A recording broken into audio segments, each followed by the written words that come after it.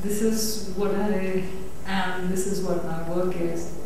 And if there are any questions, you can just ask me. Can you describe your actual painting process a little more? Different layers. Like you want to know the actual, like how I get to what it is. I actually start my work, now that I will explain the whole process, I start my work with a small little prayer, Om Guru Shukra Vigneshwaraya Namah. And then I do a layer of silver leaf on the canvas, and I sort of invite Lord Shukra to come and reside on that with a lot of luxuries. And then, of course, the gold will come later, the Lord of Intellect, and I invite both of them to be on my canvas. And then I start with deoxidizing the silver, because if it gets, if I don't deoxidize it, the colors can go really bad, because this is over the years I realized of experimentation, and because not being trained into any of the mediums, I realized that the paintings were going black, and that's the reason I started deoxidizing my works and my paintings. And then I do about 10 to 15 washes of different in colors, in gouache and acrylics basically. And I also take sometimes an impression of corrugated paper, bubble paper, or anything I can get my hands on. Like it can be a cloth, it can be a spatula. I like to, and that is the most creative time, because that is the time when I'm actually trying to understand what I want to do on the canvas. And by that time I've almost demarcated certain areas which I wanted different colors, and I start my drawing, which is with a chalk.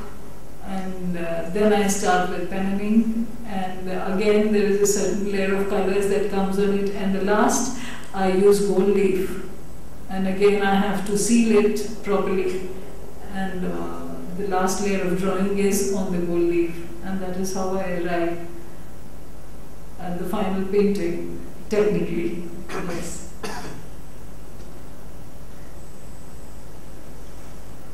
Before starting the painting, do you do a drawing first? Or? No, I don't. I don't ever do any rough sketches at all. Hello. This act of what you just said was the little prayer you say before you begin your work. Yeah. That little act of surrender to something larger. Yes, I personally find that very interesting. So can you maybe tell me? Yeah, because I personally feel that I have never dictated on anybody, and I cannot dictate on my canvas. It's my eternal friend. And sort of I befriend it, and I sort of invite the Ishtar to come and reside there, so that I can be at least be extremely respectful to my friend. Yes.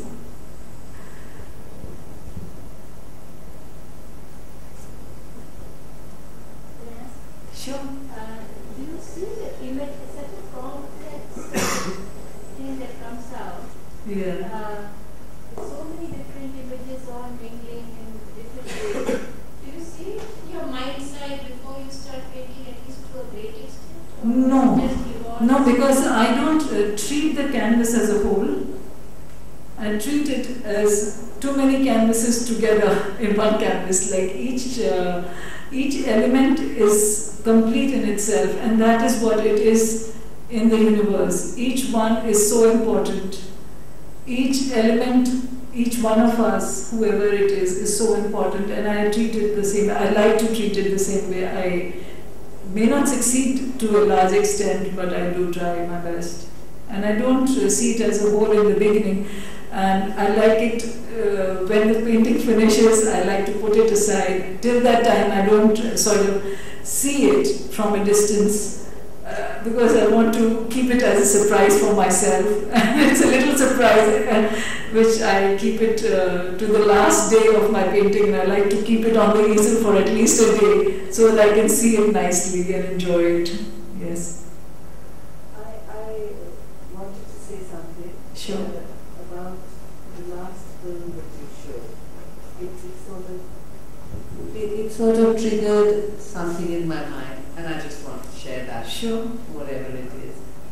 It was about, I think, Therefore I Am. Yeah. And what I felt also when I was watching the film is that it made me think that what I think makes me who I am. Sure. Because in a sense, it was yourself. And in a sense, what you paint and everything came through as a continuum. Yeah, it is a very. Therefore, a lot of the philosophies say that you become what you think, and somehow your film made that happen for me. Thank you.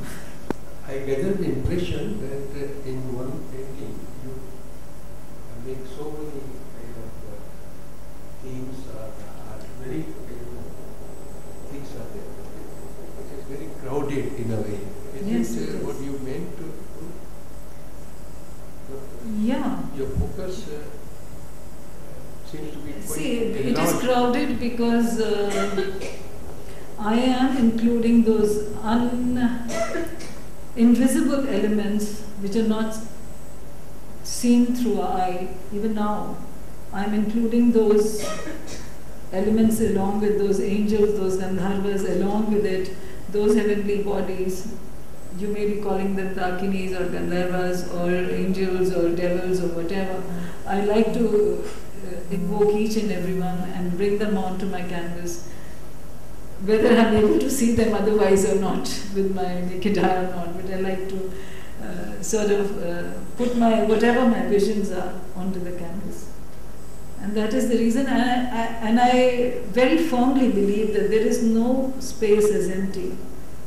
We may not be able to see, we may not be able to penetrate into that area, but according to whatever my mind tells me, that there's no space in this universe which is empty. And that is the reason you feel it is too crowded, but actually it is not, it is just setting it right. Can you speak a little more about your first film, Swayam Siddha, and explain the concept behind it? Yeah, Swayam Siddha was an answer to my quest, which was I'm still amazed at the way everything is moving, about the way everything is constantly in action. There's an eternal dance which is happening, which is that energy, which I expressed in the second video onto the side and one video on the right. The right is time, which is also eternal, which is there, but the movement happens with that energy. That creation takes place with that energy into that eternal space which is time. And that was the whole film about. And then of course it doesn't stop there. Time takes you on, it makes, the energy makes the movement, and there is a constant rhythm, there is birth, then there is of course death, which I call rejuvenation. I never called it death. That is a space where we are all rejuvenated, sort of injected again with some kind of a power to get back, and again move on. And the corrugated paper or the sheet you saw and the bubble paper, the rolling in it was, this is one space, this is one birth that is taking place, and then you're moving out of it. Then there is another birth which is rolling into the bubble paper. There is an action there, moving out of it. And then of course there's the pouring of color. Red again is implying energy, and the gold is truth. Without Satya, without truth, nothing can take place, nothing can happen, there can be no movement. Energy movement, the movement of energy is because there is truth. There's a truth that it is happening. There's a truth, we do not want to believe it today, we want to call it, it is not enough cutting edge, but it is a fact that whatever is happening, it is happening because of that eternal truth, because of that eternal truth that these are the certain sanctified forces which are there, which will always be there, whether we live to believe in it or not. So that is what I wanted to imply. And of course, the ghat is implying of the pind or this body, of this physical form, and which is encircled with another golden line, which is again the truth. This physical body is also a truth, because it is a reflection of that truth, that eternal truth, or that ultimate being. He has only created us. To a certain extent, we are a part of that truth. And again, the journey begins. It is a constant journey, whether we accept to be a part of it, each one of us, whether we do not want to be a part of it, we say no, we do not believe in it. Wherever we are walking, we are on the path. And it is all like at different stages making us reach to the final liberation. And in the end, I've again shown that reaching the final liberation, Maya again becomes Loth. She's again the enchantress. She covers her face, and again she's lost to enchant you again by another form. So it is a constant, I think it's a dance of ecstasy. It takes me to a different kind of a space where I sort of wanted to share it. I don't know if I've been able to make any kind of communication, any kind of relation to you, but that's what I wanted to say. Have you made many films? Sorry? Have you made many films or only? Yeah, I have done about 5, 6 films, yes. And in this film, you were stepping into some color?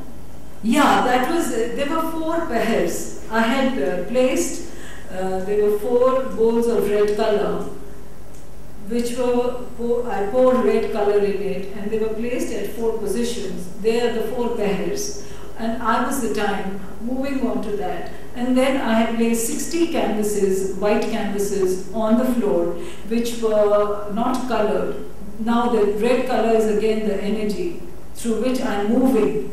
The movement is given through that color, that energy, which is moving me. But time is erratic. And that's what I placed the canvases at, and I placed it at different positions, and I move back and forth. You know, that it is erratic. It may be moving in pairs, but again, there's so much happening within that time. There's so much happening constantly, which may not be according to what we want it to be. So it becomes erratic. So that's why that is all symbolic again, yes. Do you also feel that with film or video also, there are many mediums, just as there are in gold leaf or color wash? Of course. So when you use a moving image, do you care whether it is high definition video or just video or film or? No, of course I want to understand the medium, and then only I shoot a certain film. I've done another film now which is shot on D60, which is another, it is just an ordinary, like it's a camera. It is not a film camera as such, but it is the latest. I could put and experiment myself on that. So. And this one, Swayam Siddha was an emulsion or? Sorry? Is it emulsion or video? Is it film? It is film. It is not video. Okay. Yeah. That's interesting. Thank you. What is your vision as an artist? Vision as an artist? My vision I've already shown. Like it's very hypothetical. I don't know what, like what I want to say as an artist. Where do you see yourself, say 20 years from now? Where do you want to take your art forward? Do you have any place that you want to go to with your art? I want to paint every day, every moment. That's all I can see myself as. I'm not planned anything as such that I have to reach at this particular space, because it is very hypothetical. Every space you reach, you want to go ahead. And also, I wanted to know what the essence of the, I don't know if I can call it that, spiritual, so many different things that you want to say, but ultimately, could you put your spiritual thinking into a few lines, or can you give me the essence of? Yeah, I think to me and to any buddy on this path, being spiritual is not being religious, and being spiritual is, of course, believing in that force, in that energy, and at the same time believing that energy is in everybody else around you, and you are not the only one. Seema, it's not a question, I just wanted to say something about work. And it's that nowadays, I mean, you go to a lot of gallery openings, you see a lot of art. Very often it comes from concepts, it's called conceptual art, or it comes from some curator's ego sometimes, or occasionally it's a reflection of rather nihilistic and you could say turbid times. So it's very nice, for me at least, to see something that comes from somewhere timeless, and that's come from a collective unconscious or a collective mythology, if you will, and it's represented in your work. So it's very nice to see. Thank you so much.